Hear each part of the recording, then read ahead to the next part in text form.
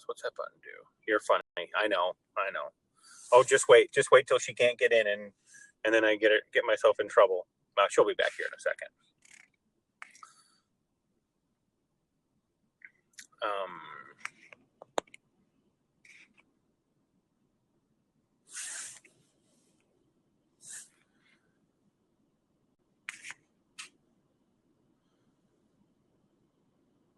Has she had this issue before?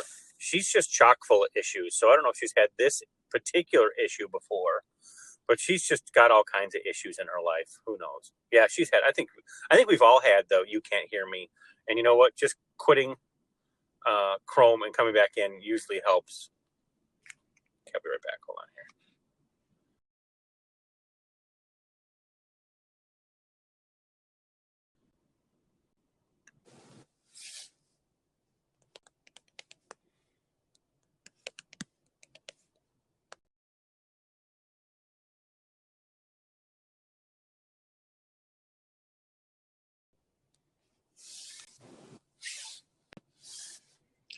Okay, I asked because the audio issues has happened a few times tonight with a few hosts. That's interesting, and I wonder if the issue, it's not so much, well, so then you're kind of thinking that it might be a blab thing, but if it's working for me, why would it be, I don't know. I have no idea, to be perfectly fair. Okay, here comes Michelle. So Michelle's here. We should just block her from her own blab. Wouldn't that just be a hoot? Tonight we're doing Michelle's blab without her. Then I'd get myself in a lot of trouble. I don't want to do that.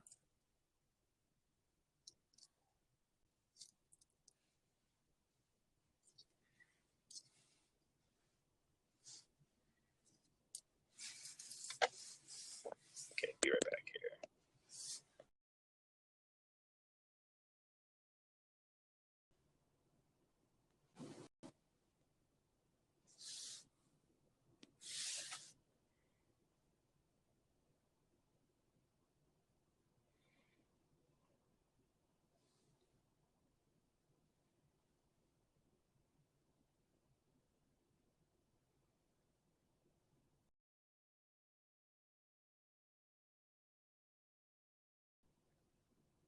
Forget I'm on the air.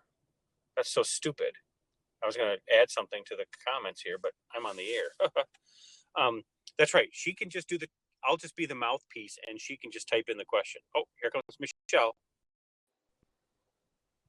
Okay. Can oh, you yeah. hear me now? Yeah, oh, yeah, you're there. Absolutely. Okay. All right. Want to make me a co-host now? No, it's your blab. That's how you got in.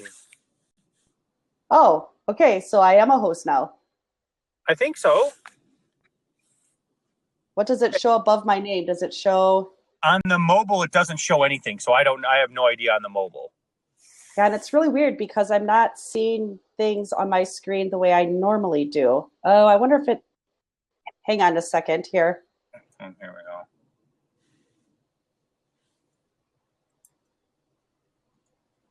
I'm going to try to go to the actual link and see if it shows differently that way. So much to learn yet about Blab. Oh, I know, right? It's unbelievable what you can learn. I've learned a lot just from the last 2 weeks even. Okay, hold on. I got to roll down my window. Emma! Okay, yes. Emma! Okay. I got a cut here. I just picked up my daughter. I'll be back on once I get home. Okay, thanks, Tommy. You bet. Oh, we're recording. Thank you, Brandon. I hadn't even looked that far yet. Oh, well. Life isn't perfect. Neither is my blab. Okay, so I presume you guys can still hear me? Yes, okay. Amen. Yay. All right, technical difficulties aside, it looks as though we're ready, and it's right at the top of the hour, so look at that. All right, hold on. I'm going to tweet out here really quick.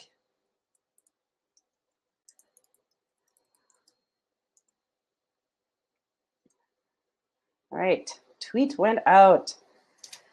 Okay, so I'm going to start off tonight by saying I feel a little rough. I think I'm having an adverse reaction to some medication, And so if I'm not quite my normal self, for those of you that know what my normal self is, I just apologize in advance. Brandon, I don't know that I've interacted with you before, so I want to give you a special shout out. Of course, all my friends that are here, Tess, Jen, Tommy, I see him lurking again. Thank you so much. I really, really appreciate you guys for your continued support. I really appreciate that a lot. So tonight, hold on, I have to open up my little cheat sheet document that I had pulled up because I had grabbed some resources that I'll eventually share in the chat box and on my later blog posts. And of course, I need to reopen those since I got booted off before there, or intentionally booted off. Thank you, Tommy. Okay, so tonight we're going to talk a little bit about the different types of stalkers. And even though this show in particular is about cyberstalking, cyberbullying, the types of individuals that do this type of stuff is the same as the real online stalking, or online stalking, good Lord, is the same as in-person stalking, because the motivations, the driving forces, the risks, all that stuff is the same. It's just what method they're using to stalk that's different with the in-person versus the online harassment. So there's a lot of different articles that different psychiatrists and different studies have put out, and most of them universally agree on there being 5 types of stalkers. And there's some that go a little bit further and delve in a little bit more and come up with even a larger list. I want to say I even saw one that was as large as 12 different types of stalkers, but most people universally agree on at least 5 different types.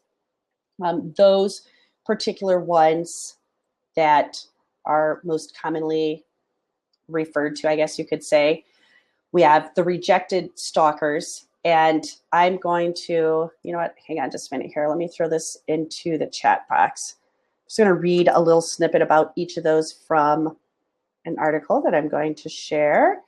All right, so I shared it in the chat box for those of you who enjoy reading along with things. So we have the rejected stalkers. Those are the most common and dangerous type. They pursue victims, often a former intimate partner, after relationship ends. So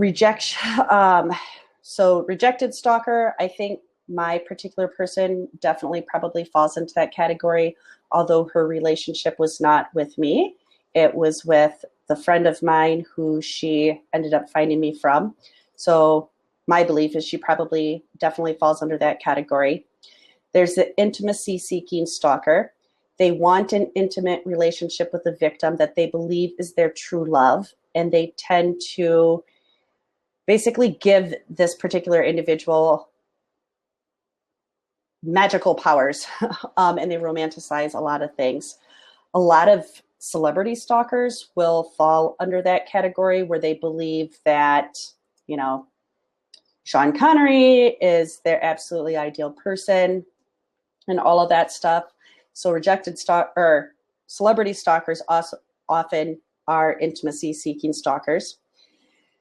Third type is the incompetent stalker. They know the victim is not interested in them, but they hope that they will be able to convince the person to change their mind and that it will lead to relationship. Incompetent stalkers often are intellectually limited. They feel entitled to a partner, but because of underdeveloped social skills, are unable to build upon lesser forms of social interaction. And then for the fourth type, we have resentful stalkers. Their intent is to frighten and distress their victims. They may have paranoid personalities or delusional disorders. They may pursue a vendetta against a specific victim or feel generally aggrieved and randomly choose a victim. They often feel persecuted and may go about stalking with an attitude of righteous indignation. I would say without a doubt that the woman who is after me most certainly must fall into the category of resentful. Tess said, sounds familiar. Very much sounds familiar, doesn't it? I would definitely say that Crazy Pants definitely falls under resentful stalkers. And then the last of the 5 categories is predatory stalkers. Those are typically ones that are preparing for a sexual assault. They stalk to discover the victim's vulnerabilities and seldom give warnings, so the victim is often unaware of the danger. So those are the particular 5 types that most people in general, or most psychiatrists, tend to work from those particular things. And again, I put the link into the chat box because there's a lot more that I didn't read. Obviously, you guys can read if you want to. And so I think part of the challenge that I've had over the last 3 years in my particular situation is I haven't been able to easily put this particular person into a box and to say without a doubt that I feel as though she is, in this case, I said I believe she's both rejected and resentful. And I imagine that there's a lot of stalkers out there that have maybe more than one of these particular types that could be assigned to them. But of course, without hiring a psychologist or something of that nature, I wouldn't necessarily be able to figure out exactly what my line of thinking is in comparison to someone who obviously has the medical training and education to back this up and to give insight on it. One thing that has been challenging, and anyone else who's ever been in this position can probably attest to it too if they've done similar types of research as I have, is that it's great to know what the type of stalkers are, and it's great to know maybe what some of their motivation is. But I've been unable to find anything useful that says, well, here's how you go about stopping these particular individuals from doing this. And I don't necessarily know that there is a tried and true method out there, because of the fact that if there were, wouldn't there be tons of ways that we could find if we just researched the internet to say, oh, this is how you get this person to stop this.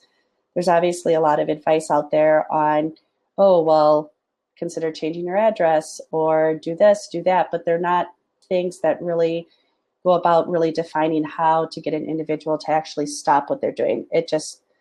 What I found has just been more ways to really help protect yourself. And even that is already stuff that I've already thought of and I've already tried.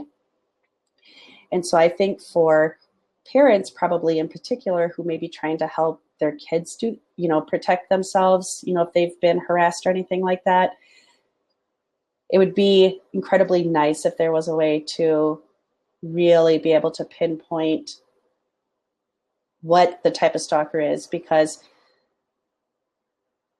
with some of these things, how much do these categories really apply to children? I don't know. Do they use the same ones for children? Do they not?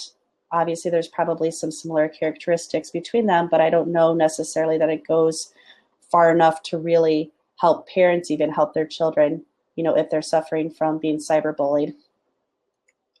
And because one of the very first things I did research was types of stalkers, I read a lot of different books and articles and blog posts and all types of things over this past year. And one of the books that I read that I feel everyone should read, even if they never have been subjected to being harassed online, is a book by the name of The Gift of Fear by Gavin de Becker.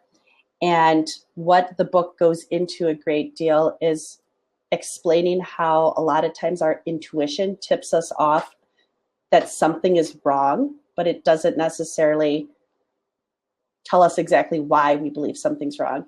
And so what Gavin talks about quite a bit in the book is when there's school shootings, when there's, the things like Columbine or the Boston bombing, that there's always signs that lead up to that. But a lot of times what happens is people close to the person who did, whatever horrific thing it is, will say, oh, well, we never saw this coming.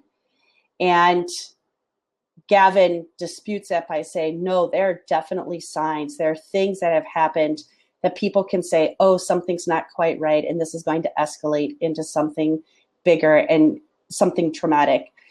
And so part of what I really liked about this book is he gave a lot of like clear-cut examples on, oh gosh, I wish I could remember the name of whatever. He's talked to a lot of criminals. His entire organization is about protecting primarily celebrities, people that have a lot of money, from threats of being killed or whatever it is. And apparently their company has some type of software that can run things through to get some type of threat assessment. And Gavin also mentions in the book how a lot of times law enforcement will say, oh, well, this written communication isn't necessarily threatening anything. But Gavin's organization, they realize that criminals are smart enough often to actually not use the exact phrases that are going to get us in trouble. Because if I sit here and I say, oh, I'm going to kill Jane Doe, it's very easy for law enforcement to say, oh, well, we're going to possibly take her serious. And so criminals are obviously aware of that. So maybe they don't use the phrase, I'm going to kill Jane Doe. They use a lot of other different words and phrases that are not as direct and clear cut. And then they just go off the deep end. And as Gavin says again in the book, all of a sudden people are like, oh, well, we never saw it coming.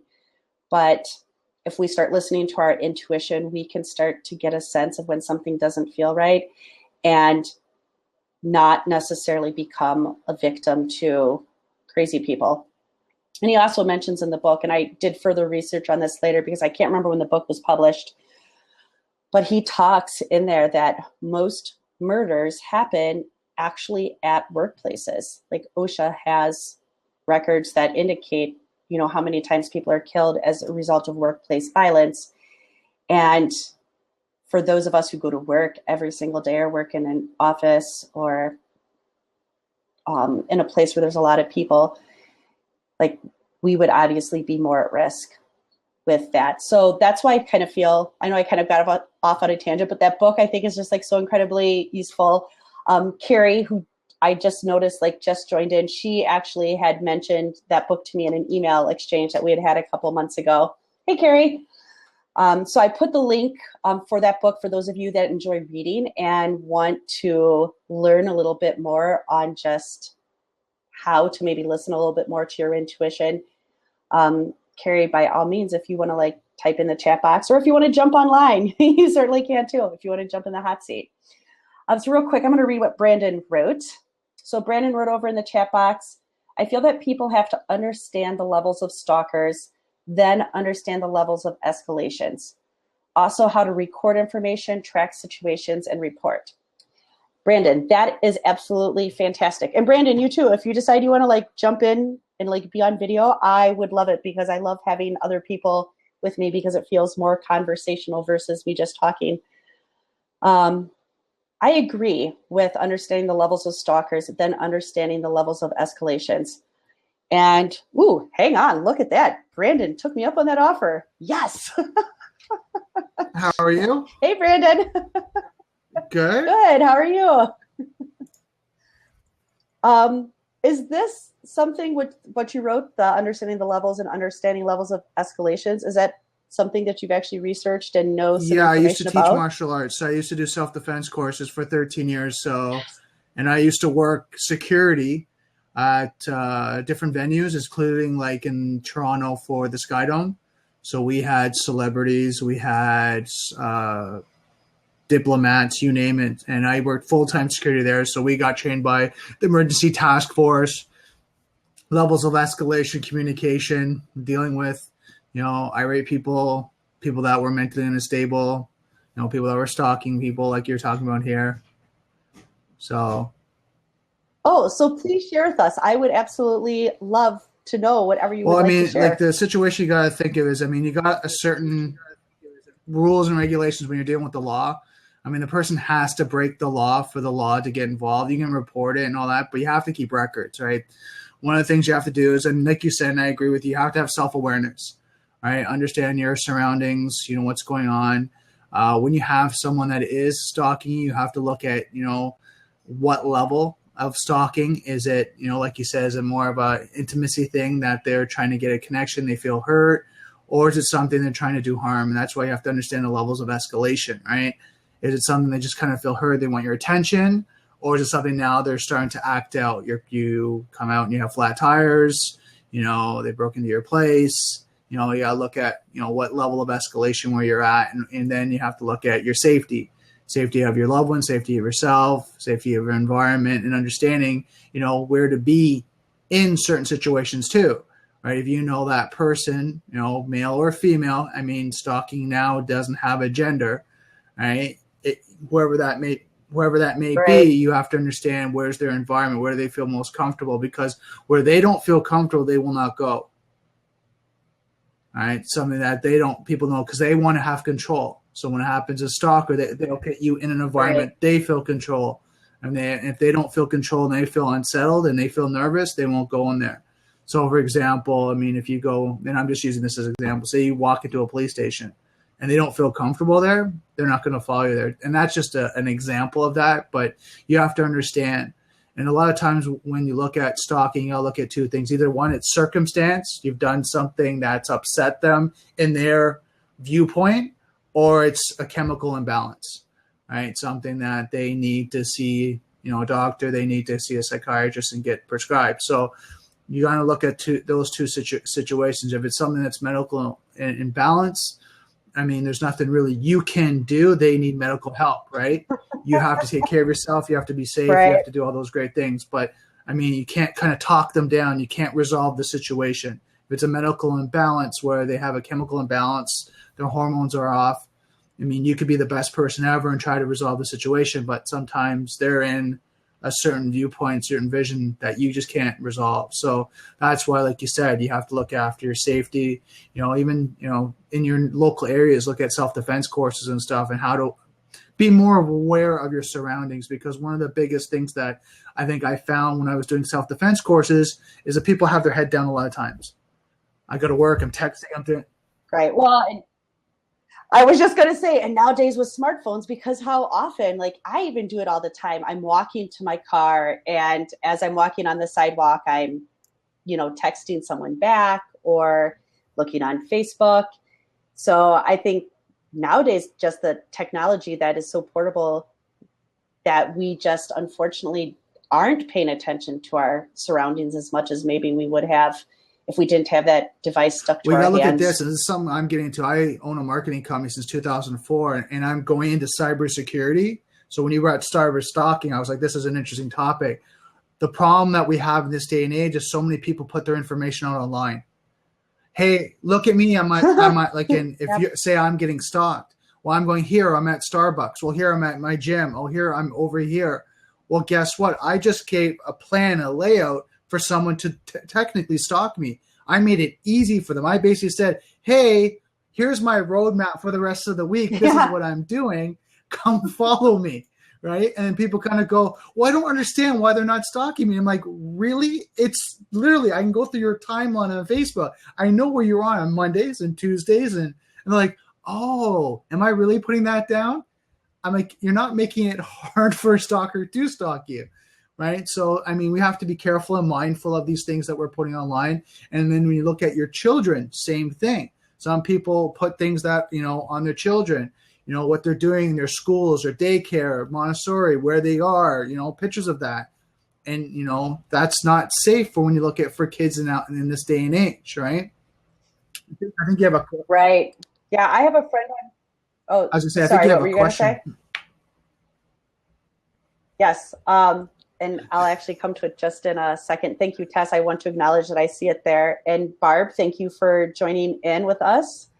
I have a friend on Facebook that has this beautiful little girl, and she one day posted a photo publicly, no less. It wasn't restricted to friends only. It was publicly posted, and the little girl was holding this cute little whiteboard that said her name, her full name, and what school she went to.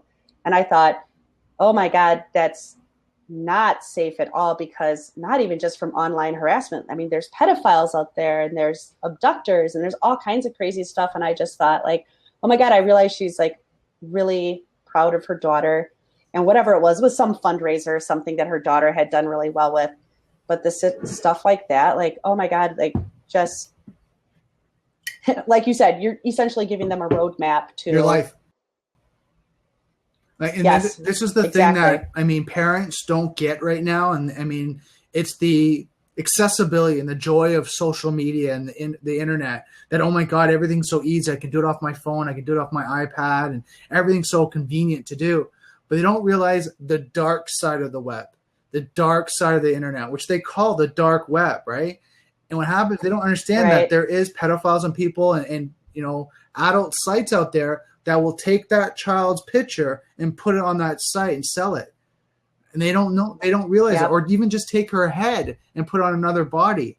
And that's been done. It's been shown in different documentaries that people have done research and showing that, oh my God, I did a Google search when you do it in Google Images, and they search for their child. Yes. And then all of a sudden they found them on an adult site or a porn site or a pedophile site going, I never gave authorization to this.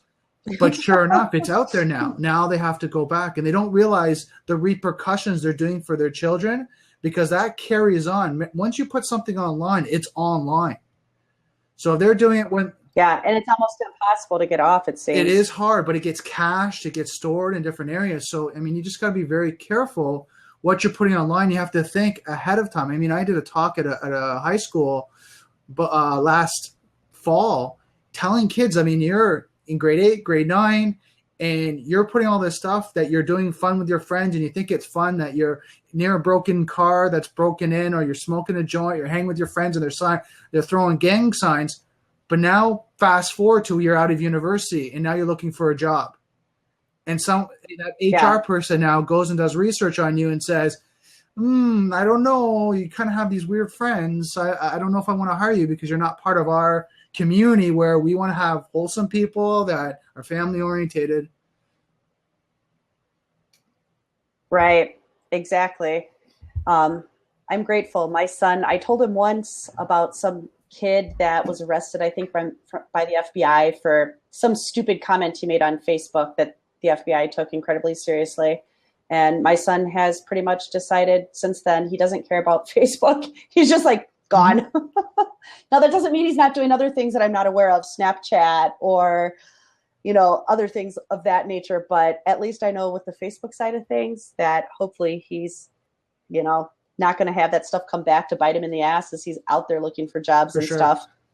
So your friend had a question? So yes, Tess. So Tessa's question is, how can someone best support a person who is the victim of stalking? It seems like such a helpless situation, and it's hard to know what to do to affect change or even just show support or help the victim feel safer or more empowered. What do you think? Michelle? Well, I was just going to say, Tess and I are like in real life friends. Right now we're both living in the same town, so God knows we've probably talked about this a million times. I don't know how to answer Tessa's question because Tess and a bunch of other people have said to me in the past, well, what can we do to help you? And for me, if I'm having a good day, I'm like, oh, I don't need help. And if I'm having a bad day, I'm like, oh my God, I don't want to talk about it. So I think for me, like I'm so close to the situation that for me to tell someone how to help me, it's challenging. If I were giving the advice to someone else, I don't know, like part of me wants to just say what I said in episode 1, which is just sometimes to ask, how can I best support you? But for victims that don't know how to articulate that or know what help there is, because it is such a hopeless feeling situation. So if you feel hopeless, how do you tell someone, oh, well, this is what help I could use? So I don't know that I really personally have an answer to that. So I'd be interested what answer you or what you'd possibly say to someone, especially with your martial arts training. So you got to remember the situation. I mean, you guys talk from real life experiences. You feel vulnerable. You basically feel that your shelter, your safety has now been stripped away. So now your environment, your voice, your personality, who you are, your identity has all been stripped away because now you feel vulnerable. So you got to remember to kind of see through that person's eyes that they feel like, there's no safety for them. There's no, safety and security. So what happens is you have to help your friend, male or female, try to reestablish that by giving them a safe zone, something they feel comfortable, a place they feel that they can open up, they can talk about it. and then help them to build up their self-worth and self-esteem and their confidence. Because, I mean, when you're violated like that, in any sense of that violation of being, attacked, being stalked, someone breaking into your place, it's a violation. Now you don't feel safe. So you have to build up that confidence. So helping them to do it in the way they feel most comfortable doing it.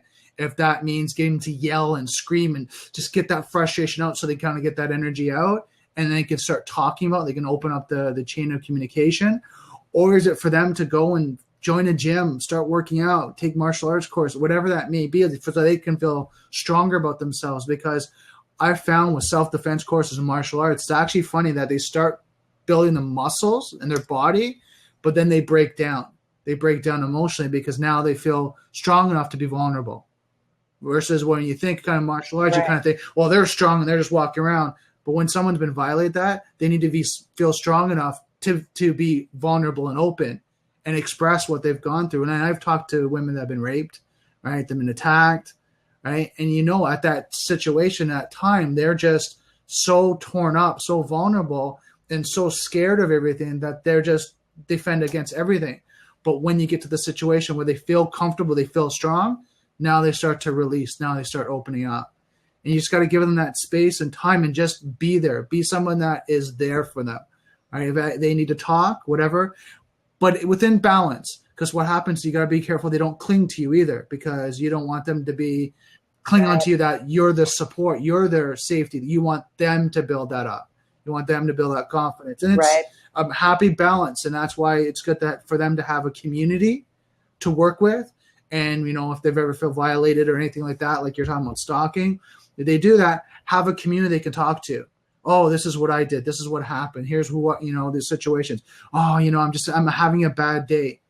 And here's something to someone that has been stalked or something's going on. Don't go inside. Don't go into your own self. Most of the times what happens, you feel like you want to separate from your environment, where you kind of go, I don't want to talk to anyone. I want to kind of sit in the dark and, the world is the worst thing ever. But what you have to do is those are the times you have to turn that around and actually go out and talk to people around you and just tell them, you know what, I'm having a bad day. Can we do something fun? Can we go out and watch a movie? Can we just, get out and do something that you enjoy and change that state? And you'll have less and less of those days. Yeah.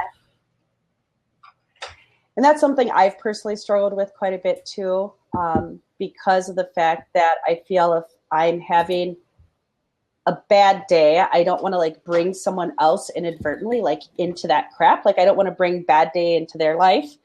And even, sorry, Tess, I hope you don't mind. I'm using you as an example. A couple weeks ago, I was having a bad day and I was supposed to go over to Tessa's house and I almost canceled because I felt as though if I come to her house, but then I also knew if I went to her house that my attention would be elsewhere, not thinking about the bad day stuff, and that if I could at least get the momentum up to get myself out of the house and to hang out with her, that everything would be fine. And it was absolutely fine. I chose to still go ahead and go.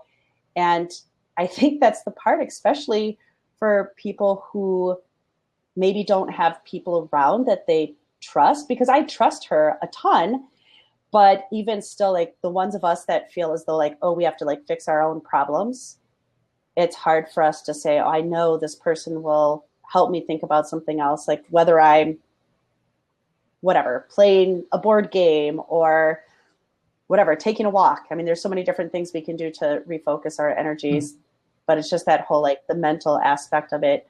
No, just stay in the house, because if you stay in the house, whatever. And you could think of 101 different ways to end that sentence. Yeah. Well, think about it this way. When you look at the body, what happens is, you look at psychology. Anytime someone feels down, what does their head do? Oh, you just keep running the stuff over in your head over and over again. Oh, and that what too. happens when you feel down? Your head goes down. What happens when you feel sad? Your shoulders start to slump. Everything starts to go in. Okay. And I want to show you that, because what happens is when you start to go through those emotional challenges, you start to close into yourself. So the best thing to do is walk for 15 minutes. If that means even walk around your apartment, get up and walk and breathe. It'll help to release that energy so you can start to think straight, You can start thinking a little bit clearly. You might cry, and that's okay. Let the emotions out. It's that vulnerability that's getting out of you. Get that out, and then go do something. Because what happens a lot of times, people will feel after they've been violated in any of those ways, stalking, they'll close into themselves. And when they close in, they don't want to do things. They don't want to take action. They don't want to move. They just curl up, right? And, when people say, oh, I just want to curl up and go to bed. I don't want to see the day. I'm done. That's what you're feeling. And your body will actually express that. When you see someone, and I'll give you this when you look at psychology, and we learned this when I was doing security and I was doing coaching. What happens is if someone starts to do this, right, they're closed. I don't want to talk about it, right? They start to close up. So what happens is you have to, as someone that's been attacked or whatever, you have to open up. Even if it's in your safe space, it's in your room, in your place, open up, start walking, start breathing, and you'll start to release. And once you start to do that a few times, you'll feel so much better. And your attacks, I'll call them, where you feel depression, you feel down, will be less and less and then be shorter and shorter. Well, that's a really good actionable tip for anyone, that's experiencing that. I'm definitely going to keep it in mind myself. Well, too. Just one of those things, like I said, I have experience on both sides of this, teaching martial arts, but also I was a holistic lifestyle coach for 7 years, where I worked with people of addiction, obesity, and diseases, right? Going through emotional challenges. So, I can understand what, someone is going through and see through them.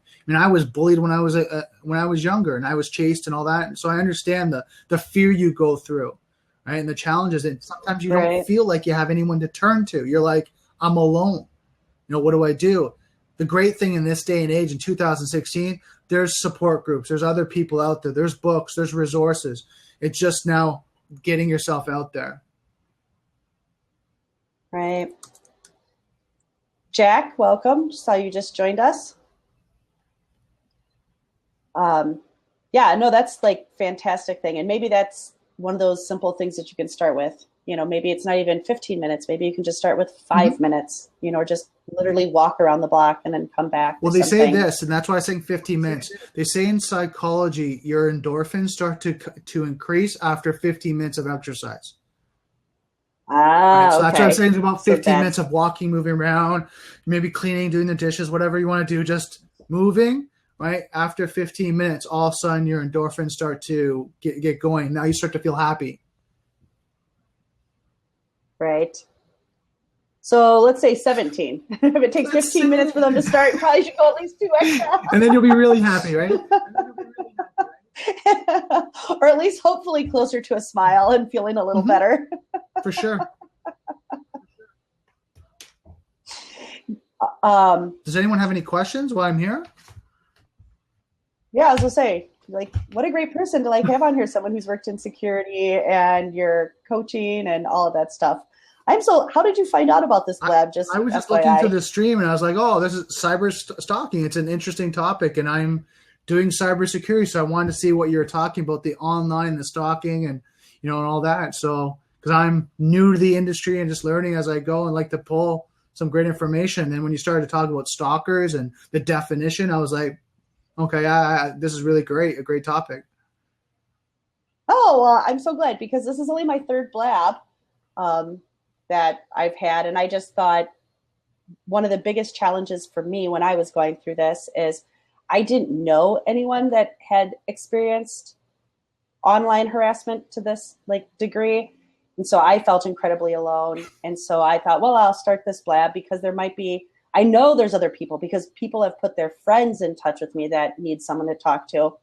And so I thought, well, if nothing else, if I can help educate people and let them know that there's I may not be able to solve people's problems, but I'm a really good listener. And if I can give some good advice on something, I'd love to do it. And Blab seems to be a great platform for doing that. Think in this way. You've got a great forum for people to be able to express themselves. It doesn't necessarily have to be the expert and the resolution. You can be the medium right now and the forum for people to be able to express themselves and say, you know what, hey, I've had this experience. And then other people to communicate and say, hey, you know what? There's this book you can read. There's these other resources. And you can be that leader to be able to help. Right. I'm actually in the process of writing a book right now. It's supposed to be published in March. Although I'm not 100% sure, like, are we going to pull it off by March? Like, I feel like I have a lot of work yet to do to get to the March thing. But the plan right now is that March, because I've done some research on Amazon, and there are definitely some books out there, but they're either expensive, in my opinion, or they have very few reviews. So I don't know if that the lack of reviews means it's not a good book, or if people just aren't marketing what is out there. But without a doubt, I've learned so much in 3 years that, I mean, I've had very few victories against this particular individual, but I have managed to get her internet suspended for abuse. I did get a restraining order. So I have learned some useful things in the time that I have went through Which this. is good. I mean, one thing, I don't know how you're writing your book, and I'm going to give you a secret that I heard from another person that did like a book in 19 days. and what they did is they wrote 19 blog posts, right, on topics, and they made that, and they edited it, got an editor to edit them and do that, and they created a book on 19 chapters was the 19 blog posts that they did, and they were informative, and it was exactly like you can say, what's a stalker, you know, and they had like a whole kind of catalog of, they wrote it out, blog post number 1, this is what they want to write, 2, 3, and they did 19 in 19 days, and then they had an ebook, and then he published it as well. So give you an idea of just different strategies. I don't know how you're using yours. No, I personally hate writing, and so I hired a ghostwriter, and we did interviews, and she recorded all of them, got them transcribed. So it's still my book. It's just I spoke it versus writing it, and now she has to take all these interviews and she has to put it into something that makes sense. And then you have to review it and see if it works, and then can you just modify that a bit, because I didn't think that sounded right. Yeah, you got Jack on the side saying cyber this and that, whatever happened to good old fashioned stalking. Honestly, Jack, it's so much easier now. I mean, I got the internet, got Facebook. I don't have to work. And you can stalk whoever you want. They don't necessarily have to be in your same neighborhood or your same town or anything like that. You can multitask, you know. Normally the old stalking method is you go and you sit out beside someone's house. Why go on Facebook and stalk like 5 or 6 people at the same time? So it's more efficient if you look on that side. Yeah, definitely more efficient and even cheaper because you don't have to pay for gas. Food, you have to go to McDonald's and you have to get a meal and wait after work. Exactly. Ruth and Tess, in regards to pre-order thing, I started doing a lot of research this weekend, and Carrie, who's on the call, is going to be helping me with a lot of the promotion and launch stuff for the book.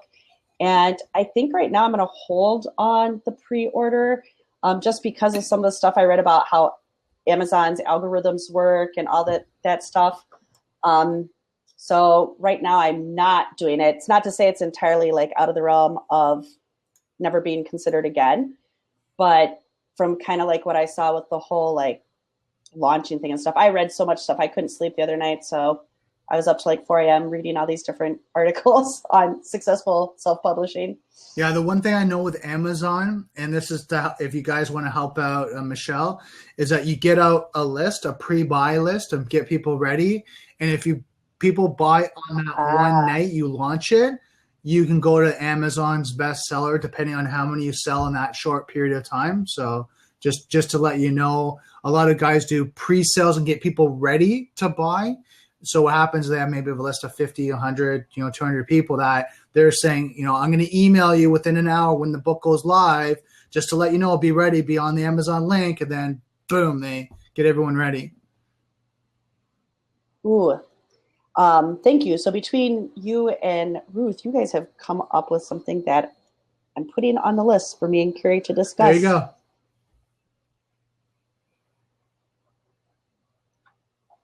And then Ruth. Thank you, Ruth. Ruth said you have to email her anytime. Is there anyone else too that wants to like jump on and be in the hot seat with Brandon? You're so nice to volunteer. Thank you. I actually have some other people. I put a thing out on my Facebook account last week saying, okay, I realize I enjoy having someone else here with me because it does make it more conversational. And it's a heck of a lot easier. You know, all that great information you shared, I mean, definitely would not have been as easy to share by typing it all into a little teeny weeny little chat box. Well, I mean, the good thing about this is that, you know, like I said, you have probably some great people that you can network with and build with that, you know, you could say, hey, you know, did you want to come and do a talk about, I think there's a guy, and just to side note, I think there's a guy on Blab that does cyberbullying. He's an expert in cyberbullying. Oh, really? Because I looked a little bit. I didn't go like super in depth looking, but I was trying to find other people that maybe have something regular, and I'm not sure if I found him. So I must have check again. Search on Twitter. I saw them a gentleman out there who is an expert. He does, you know, he helps consult. He works with, I think, with the FBI on cyberbullying. So. Oh wow! And another friend like put me in touch with someone who used to be an NCIS special agent or something. With helping women like be safer, both online and in person or something. So yeah, I've reached out to a couple people, put my little request out on Facebook to see who can connect me to who. Just keep going. I mean, one thing with this forum, it's consistency. If you're on episode 2? This is the third one. I'm doing it every single Wednesday at 5 p.m. Do 52 of them. Well, once a week. Wow. Okay. So a year from now, I'll be on 52. Keep going, because what happens is with this, you'll build an audience, you'll build a community, more people will help. And again, it's such a great topic that people need to have that forum to be able to connect, to ask questions, to have resources they can go to. And as you bring in more experts, it's going to help the community more and more. Right. Absolutely. Because that's my whole goal, is to help people. So yeah, that's what I say. As someone who does marketing, I own a marketing company that I have since 2004, and have helped people market their business and their strategies. For your topic, plan out 52 weeks, right, from starting like tonight, once you're done, or tomorrow morning. Plan out the 52 weeks. Yeah, I think right now I have like 14 or 15 written down. Right. But and I'm just trying to continue like build on them. You can do like a Google search and just see, when it comes to stalking, what people are talking about, what, you know, people are asking in forums. You know, I mean, it's great if someone wants to ask a question now, but like if you just did a Google search and just said, you know what, stalking, cyberbullying, and just started to see what the hot topics that are coming up, you can have easily 52 Blab, you know, sessions on that alone. That's a great idea. You know, I used to do the like Google research like for my virtual assistant business, but I think my mind is, this is like such a foreign land for me that I'm kind of like, oh, like what am I supposed to do? So that's awesome. Yeah, and like I think it's Seven Crows, Carrie saying, like we're both talking about, is have guest speakers. Once you start to get out there, have them come on and interview them. Have a list of questions that, you know, you're seeing that people are asking. You know, how do you protect yourself? What you should do? You know, should women carry a flashlight, or should they carry a Tom Ford or something like that? Or, you know, what time at night, you know, what area should they go? Like, ask all the questions. What information should you be putting online? What information should you protect? You know, there's all this great information that I'm sure people want to know. Right. Absolutely. Oh yeah, because I know myself, I've done so many Google searches on so many things that some of the stuff I had no idea existed because I didn't have a need for it before this happened. And suddenly I have a need for this. And now I'm like, oh, well, how can I protect my address? And how can I do this? And how can I do that? So yeah, Google definitely, I've been thinking about it more from the aspect of just too narrow-minded, how I've been thinking of it. So that's an awesome idea. Well, like you said, it's a big topic, but it's a great topic to start evolving and discussing. Because I mean, even just querying like the people that are here, like how many people here have had a situation with a stalker? I just put yes on the side there. All right, and then you know. Oh, Carrie, how did I not know that, Carrie? Tess, I think I know. Ruth, no. Ruth, no. So, and I don't know, Jen. So even that alone, you're kind of looking at it, people have problems, and then is it ongoing? Is it something you've dealt with? You know, right? Jen, don't say not yet. Jen B.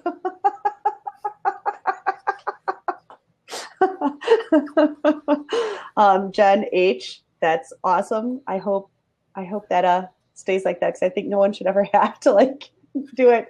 But it's good for us to be prepared, because even if we hope that this never happens to us, you know, could Jen H, for example, and Jen, sorry, I'm kind of like picking on you, but like, will she maybe think differently about like what she shares online with her children or something, like as a result of this? Like possibly, would she want to help them? Oh, she just wrote in, yes, especially with children.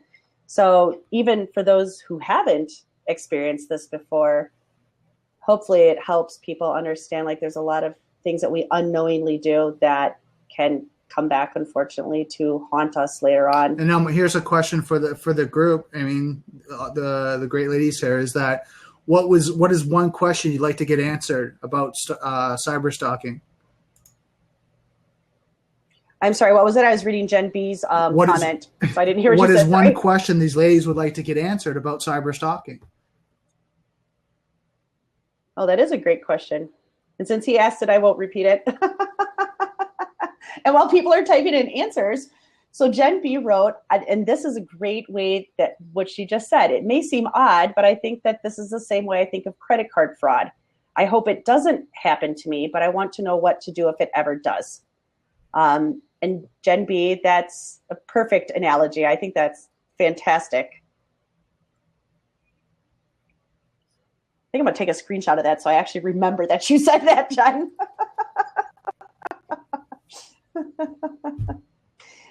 All right, so no one answered that question. I guess nobody has a question right now. And this is the thing, like, I mean, if they don't, that's great. Sometimes people don't feel comfortable, right? Because it's open forum and they don't want to be kind of like, oh, you know, they would rather be more anonymous about it, not, you know, say or put their hand up and go, you know, I don't really want to ask the question, but I hope someone does, right? And that's why it's up to you yourself as the kind of the host of this, is to do the research and answer the hard questions. Right. And, you know, you just gave me another idea of a page to put up on my site too. I can put up a site like submit your questions anonymously so that people, you know, I can put it in the show notes as a resource if you just want to submit it anonymously, because I can create a form. I don't need your name or your email address. Just send me your question. So Jen just asked a question. What piece of information did you put out there that you thought was innocent but later turned against you? God, I've got a laundry list. I guess in particular with Facebook, Jen, is I had made some, because I at one point would post like, oh, so-and-so is looking for a virtual assistant that can do graphic design. And I would allow followers on my personal Facebook account when, you know, Facebook opened that awesome feature where people can follow you, but they don't have to be your friends. And so there were some things that I posted later on because, for example, Facebook always remembers the last privacy setting that you used. And it's more obvious when you're on web interface, but from my phone, I wouldn't necessarily know it only posting this to public. And then, lo and behold, something would be out there publicly that I didn't necessarily intend to be public. Definitely like in the early days of starting my business, when numbers were like all the big thing, like, oh, I have 5,000 followers on Twitter, I have 25,000 followers. And I wasn't very selective on Facebook. You know, like I would see like, oh, we have 231 friends in common, but I didn't know the person. I didn't recognize their name, but because quote unquote, I cared about numbers, I would say like, oh, okay, like they know 231 of my friends and therefore I'll just accept them. And I'm not saying I was infiltrated that way. I could have been and not aware of it. But other than that, I definitely got rid of Foursquare right away because I think the whole like me tweeting that I was in Washington, D.C., that was the gasoline that this woman needed. Is somehow she put two and two together and realized why I was in D.C. And why did I post on Twitter I was going to D.C.? Because at the time I thought Foursquare was cool. And it was really cool to say that I was at the Tampa airport going to DC. Later on, not so cool. So I don't know. Those are just a couple examples, Jen, I think of that. And of course, like my business registration with the state of Florida is public record. And because I operate my business out of my home, it was so easy for her to find my address. I'm not saying that she found it through the state of Florida's website, but I do know that through the state of Florida's website, it's publicly available information. And when she tweeted me my complete address, that's when I realized, like, ooh, I actually need to file a report because I don't know if she's going to show up at my house. And that is the day I began to feel unsafe, because I never knew, like, is she going to show up at my house with a gun? I don't know. Like, what is this woman going to do? I have no idea what she's going to do. So I think Foursquare was definitely a big contributing factor to information I put out there that I didn't think much about at the time. And then, of course, the business, registration thing as well. And Jen H found out for me, for those of you that are on the show and interested, I actually asked Jen H to contact the state of Florida for me and find out how to not have my address on the state of Florida's website. And apparently there's registered agent services you can pay. And Jen found some for me for the state of Florida. And I think they're like $99 a year. And for $99 a year, that's a relatively small price to pay for a little bit of extra peace of mind that someone's not going to find my home address because I have my LLC filed in the state of Florida. So for those of you who are on and have businesses, not saying you have to do it, but just know that there's something out there that apparently does do this as a service. And I had no idea until Jen looked for me yesterday. So I'm going to give you guys some information on the technical side. And I want you guys to be just more educated. This might sound scary at first, but breathe, go through it. This is more of an education. I want you to kind of know this so that you can know how to protect yourself. First and foremost, if you're on any social sites and you feel that potentially there's concern that someone might be stalking you, don't mention where you're from. Don't mention where you are. Don't mention the place that, if you're doing a blab or Periscope or Snapchat, don't say I'm at Starbucks. I'm in this country, this location. I mean, people, if stalking, they'll watch you because remember, a lot of these videos are public and some people can watch you and don't have to log in. So they can do that. Second, you look at phones, right? Your smartphones. A lot of the applications have geo-tracking. So when you're looking at installing them, the third-party apps, disable any of the geo-tracking. So what happens if you set out a picture in the back-end code of the image, it actually can give you coordinates. And those coordinates I can punch into Google Maps and I can find out exactly where you are within 5 decimals. And to give you an idea of 5 decimals, it is actually, think of it as 2 neighbors. Oh, okay. So that's with surprising accuracy. I can actually go to Google Maps, put in your coordinates, and then go to Street View and see the area. Like I can go to that much detail if I was looking at kind of, really getting that information down, trying to find someone. Again, I mean, if you're going on vacation, do anything along that line, post your images after the fact, right? A couple weeks later when you get back into town. Right? If you want to post them up, again, be mindful if you know you have a stalker, if you're doing stuff like that, they're going to try to live vicariously through you too, potentially. Educate your friends because your friends will be the weakest link into your actual, security because they might not connect with you directly on your Facebook friends.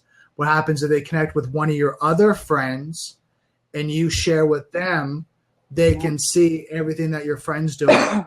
So, and if your friend's sharing out your posts and what you're doing, and you do all this great stuff, you lock down your Facebook, set all the privacy settings, do all that, only have close friends, but that one friend is still sharing your information out. Now your policies and procedures in your security, it's out the door. All right. So just kind of think about that too, as who you're connecting with on the social sites. Take any addresses that you might have on social sites, any geo-tracking down through your website, social sites, anything along that line. Do a Google search on yourself, right, to see what's out there, right, to see what's being cached, what's being registered. It might even be a client that said something like, oh, my God, you're the best person in, we'll use Florida as an example. You're the best virtual assistant in Florida. It's so great to meet you at Starbucks. Now they're starting to give information. So kind of look through the education, see what is out online because cyber stalking right now, from my experience, is The problem and the challenge right now is because we're trying to market, we're trying to get our exposure, we're trying to build a community and get clients and leads. We're putting so much information out there, we're not realizing what can be taken and what can be skewed as misinformation for people. So you got to look at how much do you really need to put up online and how do you need to protect yourself. I mean, even something when you're looking at like an LLC in a business, get a PO box, right? You don't need to not. Well, and that's part of what I was actually saying with what Jen had found out for me. You need a physical street address in the state of Florida on your business registration for a registered agent. Some states are different. You know, in some countries are different. I know in Canada, right? You can actually have your registered incorporation or sole proprietorship registered to a PO box for safety reasons. Or what you can do is you can rent space and you can share office space with someone and pay a small fee that your mail and everything goes to that location. Right? You can do things like that. So it's a physical office location. It's not your residence. And then you go in sporadically, maybe Monday, maybe Thursday at different times and go get your mail. And never 9 a.m. every Monday because they're going to figure that out. Right. And just like be mindful of what you're doing, what's around. If you start to see the same car or someone falling, I know, like, for example, when you look at security tactics, one of the things they were saying, like, if you're in a car and you're starting to go and you feel like a car is following you, take a right and then take another right. And if that car is still following you, then, you need to drive over to the nearest police station because it's potentially that's someone that is stalking you. Right. So things like that, like, right. and I've dealt with situations and different security situations where people were being followed. And when they did that, they went straight, they turned right again. That same car was following them. And then when they pulled in the police station, the car left, but they got the license plate number, they got everything. And sure enough, it was someone that, was stalking them. And these are the things that what happens is what I was talking about earlier is about recording situations, having your own logs. So what happens is if you ever have to go to the legal situation that you can go and present your information, not that, when did this happen? And take very detailed notes, date, time, license plate, what was the weather, what happened, what you saw. Take very detailed information because what happens is when you have to go present that, they don't look at you as just this person that, just this small situation. But when you have catalog logs saying on this date, on this time, this person was doing this on this date and this time, and here's my records, right? And even if you're capturing things on Facebook and social sites, if someone's insulting you and doing that, and this person, I saw them here and they were doing this, and, I asked them to stop, and here's the process I went.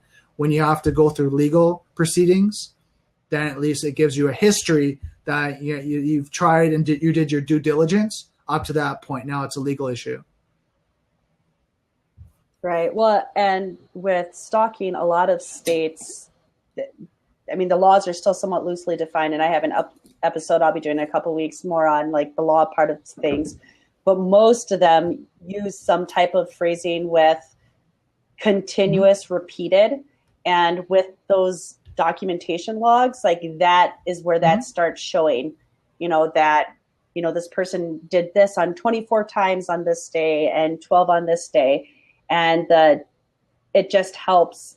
Whether or not law enforcement does something about it is one thing, but what's important, like you said, is definitely capturing the information that at least you have it and it's as precise as possible. So one term, here's a legal thing, and take note. If you feel that the person's going to do you bodily harm, and that's a term you need to use when you go to the police, that you felt your life was at threat and they were going to do bodily harm, they have to investigate it. They have to investigate now because it's a form of threat that you feel that you are going to be physically harmed. So it's Does that apply though for online harassment? Because I think a lot of agencies aren't taking that seriously because either A, you don't know who the person is, or maybe the person is 3 states away or 3,000 miles away. Do they still have to investigate it? If you have a little bit of history, if it's like, oh my God, this person messaged me once and said, I'm going to hurt you. Oh, if you have a history and now you're that it's escalated to that point, and you use that term, they are legally supposed to investigate it, and you make note of that, because later on you can go to, you know, your lawyer and say, I went and this is what I expressed to them, and there was, like, I asked them to investigate because I felt my life was being threatened. I felt there was going to be potential for bodily harm, and then that they have to investigate, and it shows that the police are not doing their due diligence. And that's why when someone comes in legally, and I knew this from doing security and all that, when someone said that they felt there was bodily harm, this was escalating to bodily harm, that was a real threat. And it wasn't someone saying, oh my God, this person, I don't like them, they're doing this. It's right. You've done your due diligence. That's super helpful information. I wrote that down. That's why before I wasn't looking at the camera. So I'm like, I have to write this phrase down before I forget it. Because sorry, go ahead. Yeah, because a lot of people, what happens is they think, okay, you know what, with social media and the cyberbullying, everything, they think, okay, it's going to stay online. But now with all the incidents that are happening in the States and everything that's going on and people attacking each other, it's now going from online to offline, and you have to be able to protect yourself. Right. Yep. No, I absolutely agree. I'm going to put, we're at the top of the hour, so I'm going to wrap up here. I'm going to put the link for next week's show in the chat box if anyone wants to subscribe now. And if you do, if you would tweet about it, I would love that too. Brandon, I'm going to make sure I connect with you on Twitter. I tweeted out a couple of times, so I know I like doing that when I have guests, because I know I can easily find your Twitter handle and stuff later in my stream. And if you ever want to join again, you are always more than welcome. And I'd love to keep in touch with you. For sure. Yeah. Let me know if you have any questions or if you want me to come out again. I'd love to help out. You know, I understand how important this topic is on the actual physical aspect of it and what people have to, women and men go through, but also now when it comes to the digital era and how people have to protect themselves. Right. Exactly. And Vanessa, I see you just joined. Welcome. And we're actually wrapping up, but I did want to welcome you while you're here. And I just put the link for next week's show in the chat box if you want to subscribe next week too.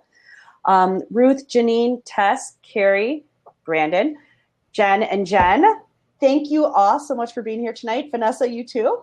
And Tommy, I think he's already gone, probably taking care of his house full of kids. I really, for all of you, I so appreciate the support, the Brandon coming on and chatting, because I feel less nervous. And everything. So thank you, everyone, and I hope to see some of you back again next week. Thank you, Janine. Thank you, Jen. Carrie, I see all your little notes in there. Thank you, thank you. All right, and on that note, I am going to end and wish everyone a good night. Bye, Brandon.